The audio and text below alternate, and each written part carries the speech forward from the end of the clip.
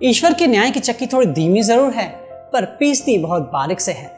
ज्यादा बोझ लेकर चलने वाले हमेशा डूबते हैं, फिर बोझ चाहे सामान का हो या अभिमान का हो। हे गाइस, सुनते हैं एक छोटी सी कहानी।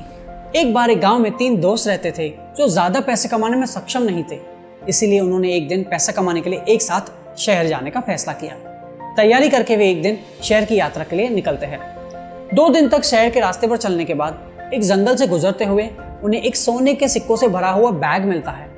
वे उस बैग को पाकर बहुत खुश होते हैं और गांव लौटकर वे उस सोने के सिक्कों को 3 हिस्सों में बांटने का फैसला करते हैं।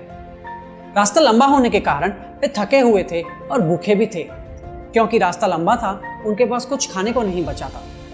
उनमें से एक दोस्त नजदीकी गांव में भोजन लेने के लिए जाता है और अन्य 2 सोने के सिक्कों से भरा हुआ थैला लेके वहीं रुके रहते हैं।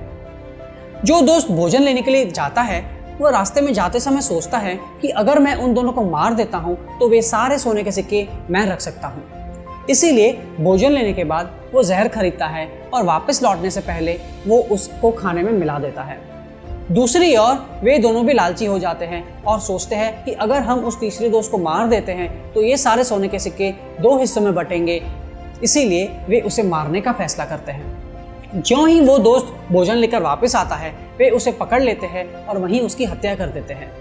वे दोनों बहुत खुश होते हैं कि अभी ये सोने के सिक्के सिर्फ 2 हिस्सों में बटेंगे। उन्हें भूख लगती है और वे तीसरे दोस्त के द्वारा लाया गया खाना खाने के लिए बैठते हैं। कुछ समय के बाद उन दोनों की भी मौके पर ही मौत हो जाती है। लालच पाने पर और एक दूसरे के खिलाफ साजिश रचने वाले ये तीनों दोस्त अपनी ही लालच के कारण मर जाते हैं। ये कहानी हमें ये समझाती है कि लालची होकर कभी भी पापी कार्य नहीं करना चाहिए, क्योंकि वही उनकी विफलता और विनाश का परिणाम होगा। उम्मीद करता हूँ आपको ये कहानी अच्छी लगी होगी। अगले सोमवार मिलेंगे सुबह 8 बजे एक नई कहानी के साथ। धन्यवाद।